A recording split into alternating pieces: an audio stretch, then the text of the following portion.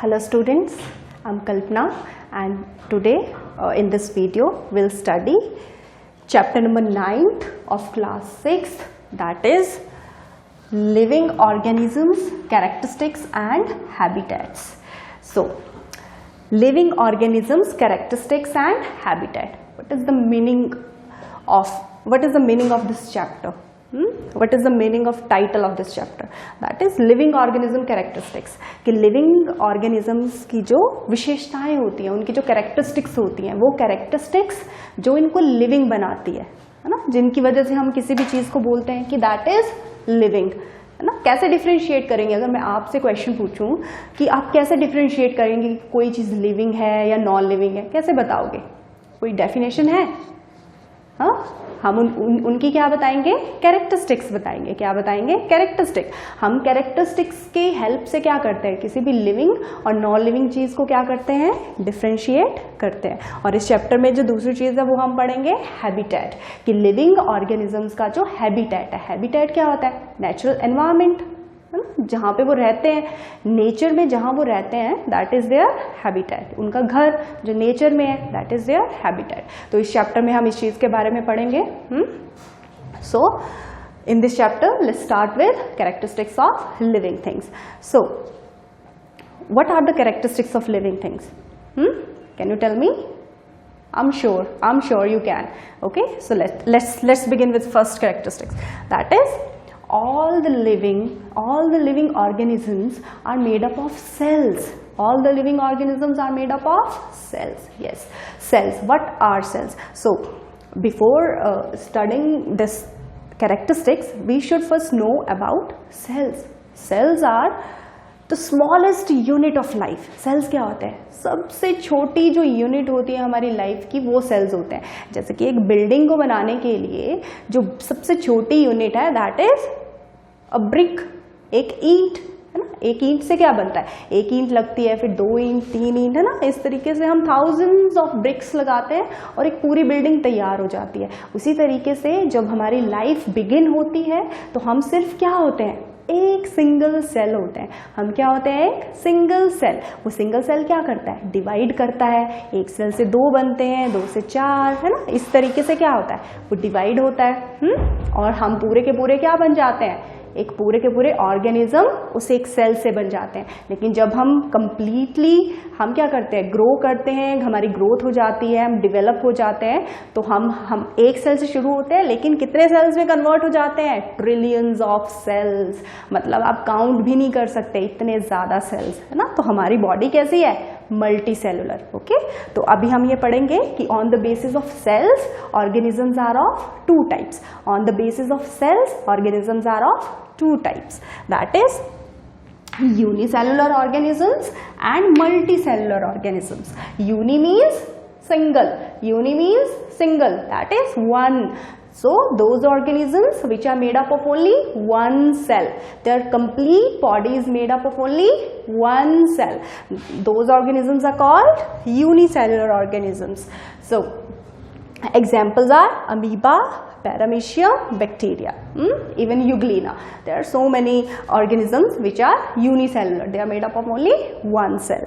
Okay, so next is multicellular organisms. Multi means many, cellular means cells.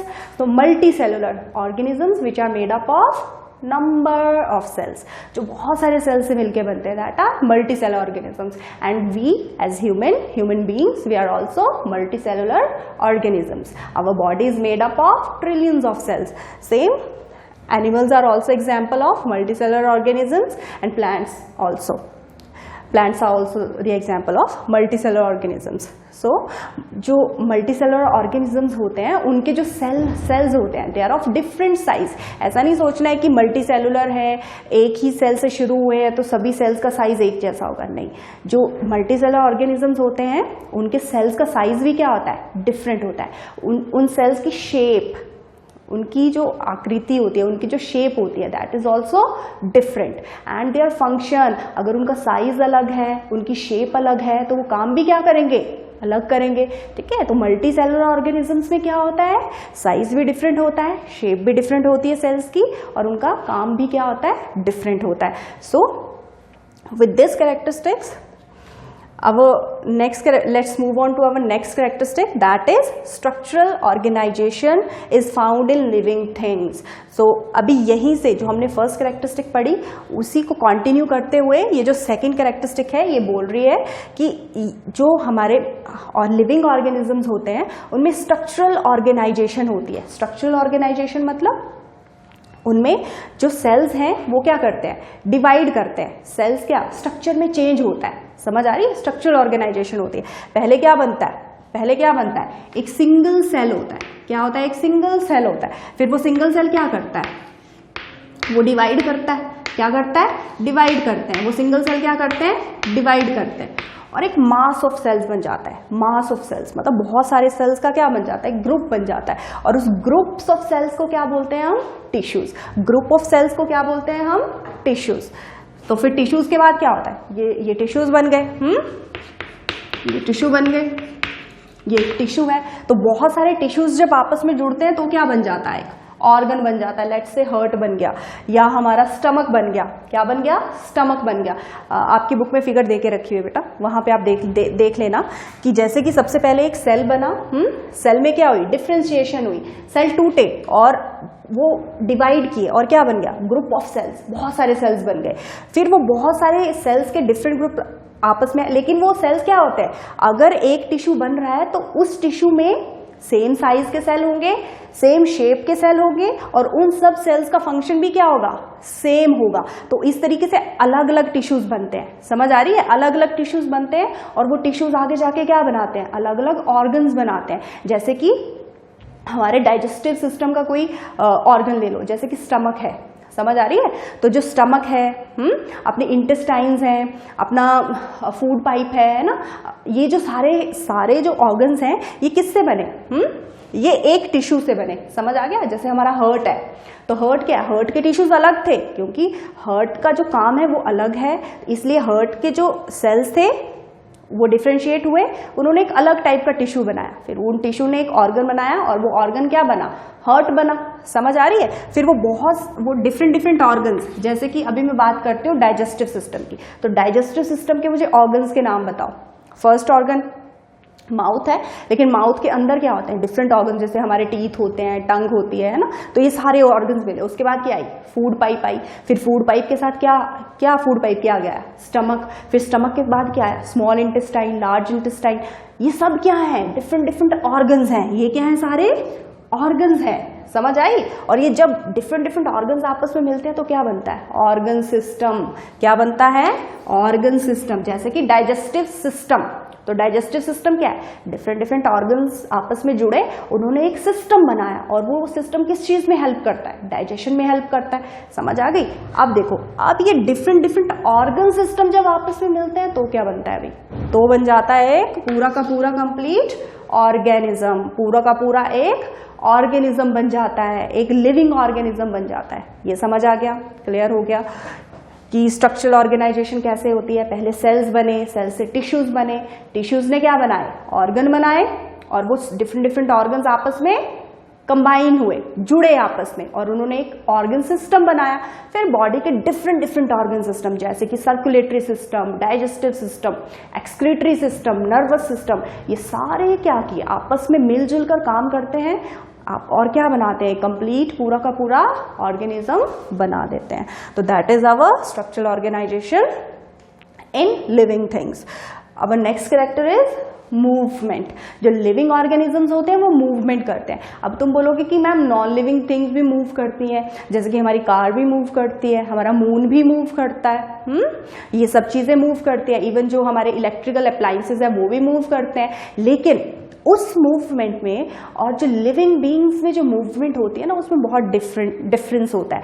जो non living things होती हैं वो कैसे मूव करते हैं, उनको एक्सटर्नल एनर्जी चाहिए. उनके अंदर खुद एनर्जी नहीं बनती है, उन्हें एक्सटर्नल सोर्स ऑफ एनर्जी चाहिए. ठीक है, उन्हें काम करने के लिए क्या चाहिए, एक्सटर्नल सोर्स ऑफ एनर्जी. जैसे कार मूव करती है तो कार को मूव करने के लिए क्या चाहिए, फ्यूल चाहिए, दैट इज पेट्रोल चाहिए या डीजल चाहिए. एक्सटर्नल सोर्स ऑफ एनर्जी चाहिए. वो अपनी बॉडी के अंदर एनर्जी नहीं बना सकते. लेकिन लिविंग बीइंग्स क्या करते हैं, लिविंग बीइंग्स क्या करते हैं, वो अपनी बॉडी के अंदर ही क्या जनरेट करते हैं, एनर्जी जनरेट करते हैं. ठीक है. तो movement is also of two types, that is locomotion and movement. Now अभी मैं एक जगह पे खड़ी हूँ, मैं अपने आर्म्स हिला रही हूँ, मैं अपने हैंड्स हिला रही हूँ, मैं जेस्चर्स दे रही हूँ, दैट इज मूवमेंट. मैं एक जगह खड़े होकर मूव कर रही हूँ अपने बॉडी के डिफरेंट पार्ट्स को. लेकिन जब मैं एक जगह से दूसरी जगह जाऊंगी मूव करके, चल के, वॉक करके, तो that is locomotion. So plants में क्या होता है, लोकोमोशन होता है या मूवमेंट होती है? बताओ, प्लांट्स में क्या होता है?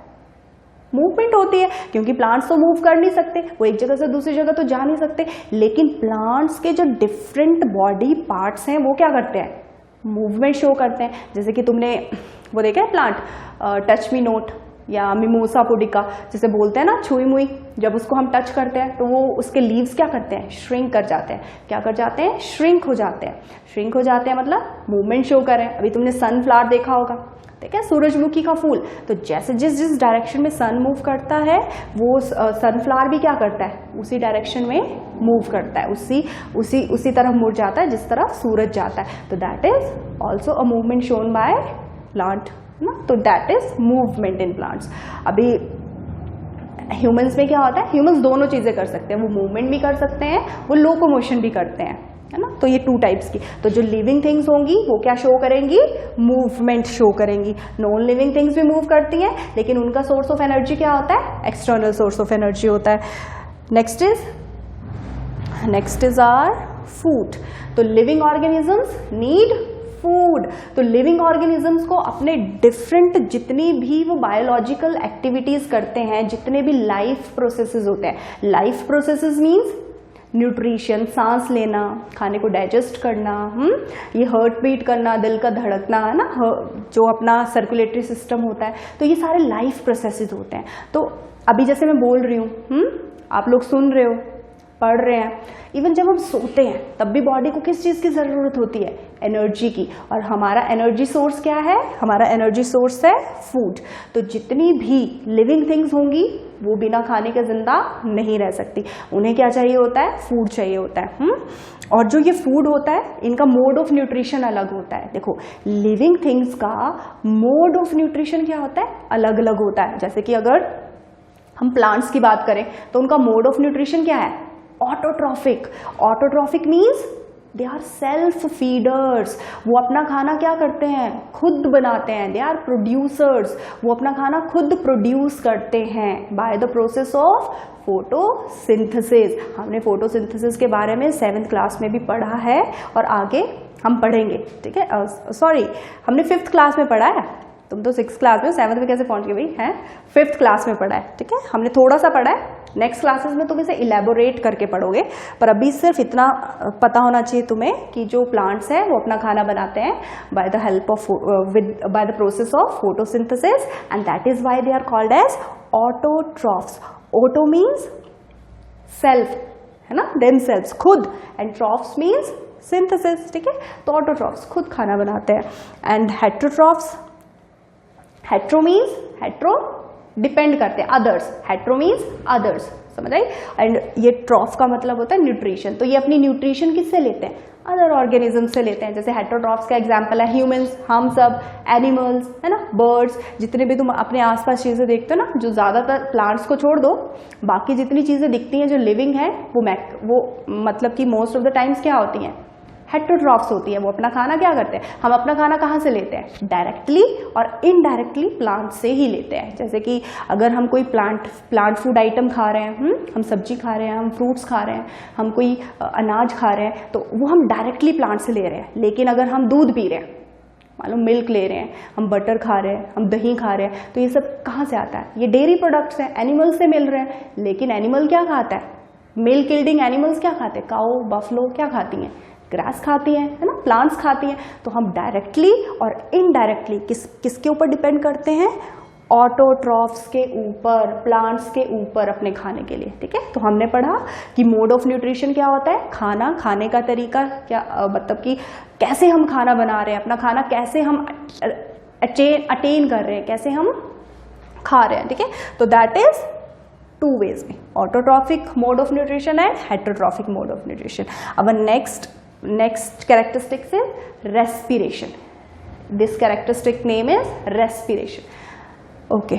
You must have heard about breathing and respiration. These two terms. Don't confuse these two terms with each other. Okay? Breathing is different and respiration is different. What is breathing? Breathing simple है inhale करना जब हम oxygen या simple बोलो air जब हम अंदर लेते हैं, इनहेल करते हैं और एक्सहेल करते हैं जब कार्बन डाइऑक्साइड बाहर छोड़ते हैं. That is breathing. सांस अंदर लेना, सांस बाहर छोड़ना, वो सिंपल है ब्रीद करना ना, ब्रीदिंग करना. लेकिन और अच्छा ब्रीदिंग के लिए डिफरेंट ऑर्गन कौन कौन से होते हैं? ह्यूमंस में किस चीज़ से ब्रीद करते हैं? लंग से ब्रीद करते हैं. पानी के अंदर जो फिश है वो कैसे ब्रीद करती है? गिल्स से ब्रीद करती है. जो एम्फीबियंस होते हैं वो लैंड के ऊपर कैसे ब्रीद करते हैं? अपनी स्किन से ब्रीद करते हैं. जैसे प्लांट्स हैं वो कैसे ब्रीद करते हैं? प्लांट्स कैसे सांस लेते हैं? स्टोमेटा की हेल्प से सांस लेते हैं. स्टोमेटा की हेल्प से सांस लेते हैं. तो ये तो मैंने बता दिया किसके लिए? ये ब्रीदिंग के लिए, रेस्पिरेटरी ऑर्गन्स. लेकिन अभी रेस्पिरेशन क्या होती है? देखो, रेस्पिरेशन सिर्फ ये नहीं होता कि सांस लेना और सांस अंदर लेना और बाहर छोड़ना. रेस्पिरेशन होता है ब्रेक डाउन ऑफ फूड. खाने का क्या होना? ब्रेक डाउन होना. क्यों ब्रेक करता है food? To produce energy. To produce energy, energy देने के लिए. लेकिन खाना खाने का ब्रेकडाउन कब होता है? जब उसकी ऑक्सीडेशन होती है, जब वो ऑक्सीजन के साथ क्या करता है? कंबाइन करता है. तभी तो हम बोलते हैं कि अगर तुम्हारा पेट भी भरा हुआ है लेकिन तुम्हें क्या नहीं मिल रही? ऑक्सीजन नहीं मिल रही, तब तुम्हारी क्या चली जाएगी? जान चली जाएगी. क्यों चली जाएगी? क्योंकि उस खाने को एनर्जी बनाने के लिए क्या चाहिए होती है? ऑक्सीजन. अगर तुम्हारे फूड को ऑक्सीजन नहीं मिलेगी, तुम्हारे खाने का डाइजेशन हो चुका है, अभी उस डाइजेस्टेड फूड से क्या मिलनी है तुमको? एनर्जी मिलनी है. लेकिन वो एनर्जी कब तक नहीं मिलेगी? जब तक वो फूड किसके साथ कंबाइन नहीं करता? ऑक्सीजन के साथ कंबाइन नहीं करता. जैसे ही हमारी बॉडी में ऑक्सीजन एंटर करती है, वो हमारे डाइजेस्टेड फूड के साथ क्या करती है? कंबाइन करती है. और क्या रिलीज करती है? एनर्जी रिलीज करती है. क्या रिलीज करती है? एनर्जी. तो देखो, फूड किसके साथ मिक्स हो रहा है? ऑक्सीजन के साथ. और क्या प्रोड्यूस कर रहा है? देखो, एक तो कार्बन डाइऑक्साइड बॉडी से बाहर निकल जाती है ना, एज अ वेस्ट प्रोडक्ट. हमें नहीं चाहिए कार्बन डाइऑक्साइड, तो हम उसे एक्सहेल कर देते हैं. वाटर बनता है ना, तो वाटर तो हमारी बॉडी में यूटिलाइज हो जाता है. और साथ में क्या मिलती है हमको? एनर्जी मिलती है. तो दिस इज रेस्पिरेशन. रेस्पिरेशन में क्या होती है? Production of energy. And breathing में simple inhale and exhale. Okay, next property is excretion. Next property is excretion. जो लिविंग ऑर्गेनिजम्स होते हैं उनमें क्या क्या जरूरी है? एक्सक्रीशन. अभी खाना खाया है, खाने का डाइजेशन हो गया, लेकिन कुछ क्या बचता है बॉडी में? वेस्ट बचता है. तो उस वेस्ट को बॉडी से बाहर निकालना क्या है? बहुत ज़रूरी. अब आप लोग सोच रहे होंगे भाई नहीं निकालेंगे तब क्या होगा? तो ये होगा कि जो वेस्ट होता है वो बॉडी में क्या करेगा? टॉक्सिन्स बनाएगा, टॉक्सिक सब्सटेंसेस बनाएगा. समझ आ रही है? क्योंकि उसमें बहुत सारे क्या करते हैं? बैक्टीरिया ग्रो करने लगते हैं. हार्मफुल, वो बहुत हार्मफुल होता है, टॉक्सिक सब्सटेंसेस बनाता है. और उसकी वजह से जो टॉक्सिन्स होते हैं वो पूरी बॉडी में क्या कर जाएंगे? फैल जाएंगे ना. तो हमें क्या हो जाएगी? पॉइजनिंग हो जाएगी. ठीक है. तो जो वेस्ट है उसको बॉडी से बाहर निकालना क्या है? बहुत ज़्यादा ज़रूरी है.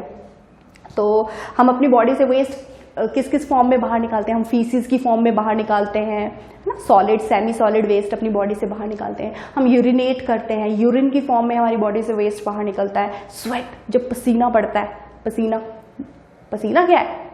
वेस्ट है. पसीने के साथ क्या होता है? हमारी बॉडी के जो सॉल्ट्स होते हैं वो बाहर निकल जाते हैं, है ना. वेस्ट जो है वो बाहर निकल जाता है. तो ये तो बात हुई ह्यूमंस की, मतलब एनिमल्स की. अभी ये प्लांट्स कैसे एक्सक्रीट आउट करते हैं? वो कैसे? उनकी बॉडी में तो कोई ऐसा एक्सक्रीटरी ऑर्गन नहीं होता.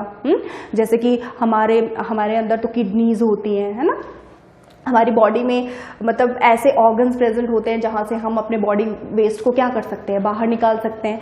लेकिन प्लांट्स कैसे अपने बॉडी वेस्ट को बाहर निकालते हैं? तो देखो, प्लांट्स के पास भी कोई ना कोई सिस्टम तो होगा. तो प्लांट्स क्या करते हैं? डिफरेंट वेज में अपनी बॉडी से वेस्ट बाहर निकालते हैं. जैसे कि आपने देखा होगा, जैसे ट्रीज होते हैं ना, तो ट्रीज की जो कई बार लीव्स होती हैं वो येलो होने लगती हैं ना. उसके बाद क्या होती हैं? नीचे गिर जाती हैं. तो प्लांट्स अपना वेस्ट किस में भी स्टोर कर सकते हैं? लीव्स में भी स्टोर कर सकते हैं. अभी आपने ये भी देखा होगा कि जो प्लांट का जो स्टेम होता है, उसकी जो बार्क होती है, बार्क है ना, वो जो छिलका होता है स्टेम का, वो भी थोड़े टाइम के बाद क्या होता है? उखड़ झड़ने लगता है, तो वो भी क्या होता है, उसमें भी क्या स्टोर किया होता है प्लांट ने, अपना वेस्ट स्टोर किया होता है। फिर आपने ये भी देखा होगा कि गम्स एंड रेजिन्स, कई प्लांट्स होते हैं ना, उनसे क्या निकलती है, गम, रेजिन, वो चिपचिपा सा सब्सटेंस निकलता है, तो वो भी क्या होता है, वो भी क्या होता है, प्लांट का वेस्ट होता है। क्या होता है, वो प्लांट का वेस्ट होता है। तो इन डिफरेंट वेज में प्लांट्स क्या करते हैं, अपनी बॉडी से वेस्ट को बाहर निकाल देते हैं। Okay, next characteristic is stages, life span. Life span बोलो या डिफरेंट स्टेजेस ऑफ लाइफ। तो देखो ह्यूमंस क्या होता है, सबसे पहले एक बेबी होता है ना, फिर वो थोड़ा बड़ा होता है, चाइल्ड बनता है, फिर वो एक एडल्ट बनता है और देन ओल्ड एज में एंटर करता है, बूढ़ा हो जाता है, और उसके बाद उसकी अल्टीमेटली क्या होती है, डेथ हो जाती है। This is life cycle. तो जो भी इंसान पैदा हुआ है उसकी क्या होनी है, अल्टीमेटली डेथ होनी है। मतलब वो अपना पूरा लाइफ स्पैन पूरा करेगा, वो उस लाइफ साइकिल को पूरा करेगा और उसके बाद क्या करेगा, डाई करेगा, मरेगा, है ना। That is life span. तो ये कैरेक्टरिस्टिक है लिविंग ऑर्गेनिज्म की। अभी नॉन लिविंग थिंग्स को देखो, एक घर है, आज मान लो मतलब 2010 में भी वो वैसा ही था, अभी 2020 में तुम देखोगे तो वो बिल्डिंग वैसे ही खड़ी होगी। हाँ, थोड़े वेयर एंड टियर होंगे, थोड़ी टूट जाएगी, थोड़ा उसका कलर कम हो जाएगा, लेकिन हम उसको फिर से क्या कर सकते हैं, पेंट कर देंगे, फिर से पहले जैसी हो जाएगी। तो उनका कोई लाइफ स्पैन नहीं होता, समझ आ रहा है, वो कभी पैदा और वो मरेंगे नहीं, तोड़ देंगे हम, वो अलग बात है, लेकिन उनका कोई लाइफ साइकिल नहीं होता, है ना। तो ये डिफरेंस है, लिविंग बीइंग्स का हमेशा क्या होता है, एक लाइफ साइकिल होता है। ओके, हाँ, और प्लांट्स का क्या होता है, प्लांट्स का भी सेम ही है। सबसे पहले एक सीड होता है, छोटा सा सीड होता है, फिर सीडलिंग बनता है, यंग प्लांट, छोटा सा प्लांट बनता है, फिर थोड़ा बड़ा होता है और फिर बिग ट्री बन जाता है, फ्रूट्स लगते हैं, है ना, बहुत वो सालों तक जिंदा रहता है, हमें क्या देता है, डिफरेंट प्लांट प्रोडक्ट्स देता है, हमें पता है कि हमारा ऑक्सीजन देता है, कितने वैल्यूएबल है ट्रीज, है ना। ट्रीज तो मरने के बाद भी क्या है, हमारे लिए यूजफुल है ना। तो ट्रीज, तो देखो ट्रीज का भी क्या हुआ, एक लाइफ स्पैन, एक लाइफ साइकिल। तो जितनी भी लिविंग थिंग्स होंगी उनका एक लाइफ स्पैन जरूर होगा। Okay, let's move on to our next characteristic, that is reproduction. Reproduction, तो रिप्रोडक्शन सबको पता है क्या होती है, हमने पढ़ा हुआ है, रिप्रोड्यूस करना होता है, अपनी नेक्स्ट जनरेशन को प्रोड्यूस करना। हम रिप्रोडक्शन क्यों करते हैं, रिप्रोडक्शन इसलिए करते हैं ताकि ह्यूमन रेस, ताकि एनिमल्स भी रिप्रोड्यूस करते हैं, क्यों करते हैं, ताकि उनकी जो स्पीशीज है वो खत्म ना हो जाए। समझ आ रही है। अभी देखो डायनासोर है, डायनासोर क्या हो चुके हैं, खत्म हो चुके हैं, एक भी एनिमल नहीं बचा है, समझ आ रही है, तो एक्सटिंक्ट हो चुके हैं। तो अपने आप को एक्सटिंक्शन से बचाने के लिए हम क्या करते हैं, अपनी ह्यूमन रेस को बनाए रखने के लिए, इवन एनिमल्स भी क्या करते हैं, रिप्रोड्यूस करते हैं, ठीक है, अपनी जनरेशन को, जनरेशन नेक्स्ट जनरेशन ऐसे कंटिन्यू करने के लिए, है ना, अपनी स्पीशीज को बनाए रखने के लिए रिप्रोडक्शन क्या है, बहुत जरूरी है। तो ये भी एक कैरेक्टरिस्टिक है किसका, लिविंग ऑर्गेनिजम्स का। And last but not the least, अब कैरेक्टरिस्टिक इज स्टिमुलस। स्टिमुलस क्या होता है, देखो स्टिमुलस होता है कि हमारी सराउंडिंग में ऐसा कोई भी चेंज जिसके अगेंस्ट, जिसके लिए हम क्या करते हैं, रिस्पॉन्ड करते हैं। क्या करते हैं, रिस्पॉन्ड करते हैं। जैसे कि हमने बहुत सारे एग्जाम्पल्स पढ़े, जैसे कि हम क्या कर रहे हैं, रोड क्रॉस कर रहे हैं, रोड क्रॉस कर रहे हैं और अचानक से हमें हॉन्किंग सुनाई देती है, हमें हॉर्न सुनाई देता है, तो हम क्या करते हैं, रुक जाते हैं। हम वहीं पे क्या करते हैं, रुक जाते हैं, हम पीछे हट जाते हैं। That is stimulus. तो वो हॉर्न क्या था, एक स्टिमुलस था, किस चीज के लिए, कि भाई रुक जाओ, गाड़ी आ रही है, समझ आ रहा है, दैट इज स्टिमुलस। और भी हमने बहुत सारे एग्जांपल्स किए हैं, जैसे घर में तुम्हारा फेवरेट फूड बन रहा होता है ना, टेस्टी सा तुम्हारा फेवरेट डिश बन रही होती है, तो तुम्हारे मुंह में सैलिवेशन शुरू हो जाती है, तुम्हारा मुंह में पानी आना शुरू हो जाता है, that is stimulus, that is stimulus. और भी बहुत ज्यादा स्टिमुलस होते हैं, जैसे कि टीचर तुम्हें बोलता है, नाम लेता है तुम्हारा, तो तुम अटेंटिव हो जाते हो, जैसे क्लास में शोर कर रहे हो, टीचर ने तुम्हारा नाम लिया तो तुम क्या हो गए, चुप हो गए। तो टीचर की जो आवाज थी वो क्या था, स्टिमुलस था, समझ आ रही है। तो स्टिमुलस ऐसा कोई भी चेंज जिसके लिए हम रिस्पॉन्ड करते हैं, जिसके लिए हम रिएक्शन देते हैं, दैट इज स्टिमुलस। तो जितनी भी लिविंग थिंग्स हैं वो क्या करती हैं, रिस्पॉन्ड करती हैं। और बाकी के सभी एग्जांपल्स मैंने तुम्हें दे के रखे हुए हैं, इसलिए मैं उन्हें नहीं दे रही हूँ, फिर भी एक दो दे देती हूँ। जैसे कि मैंने पहले भी समझाया था, किसी गर्म चीज को टच करते तो एकदम हाथ पीछे करते हैं, तो वो हॉटनेस, वो गर्मी, वो जो हमें दर्द हुआ, वो क्या था, स्टिमुलस, वो क्या था। तो उसके लिए हमने क्या रिएक्शन दिया, हमने अपना हाथ पीछे हटा लिया भाई, क्यों, क्योंकि हमें दर्द हुआ, तो दैट इज स्टिमुलस। अभी प्लांट्स में मैंने बता दिया मिमोसा पुडिका का एग्जाम्पल कि क्या होता है, टच मी नोट को जैसे ही टच करते हैं वो श्रिंक हो जाता है, तो हमारा टच क्या था उसके लिए? स्टिमुलस। तुमने देखा होगा कई फ्लावर्स जो होते हैं वो दिन में क्या करते हैं? ब्लूम करते हैं। दिन में तो खिल जाते हैं लेकिन रात को क्लोज हो जाते हैं। तो उनके लिए स्टिमुलस क्या है? लाइट। उनका स्टिमुलस क्या है? लाइट। जब लाइट होती है तो वो ब्लूम करते हैं, खिलते हैं, है ना। और ऐसा रात को भी होता है, कई फूल सिर्फ रात को खिलते हैं। तो उनका स्टिमुलस क्या है? उनका स्टिमुलस लाइट नहीं है। समझ आ रही है? अंधेरा है। समझ आ गया? तो ये जो आज हमने पढ़ा, these were the characteristics of living organisms, and in our next class we'll study about the habitats of living organisms. Thank you.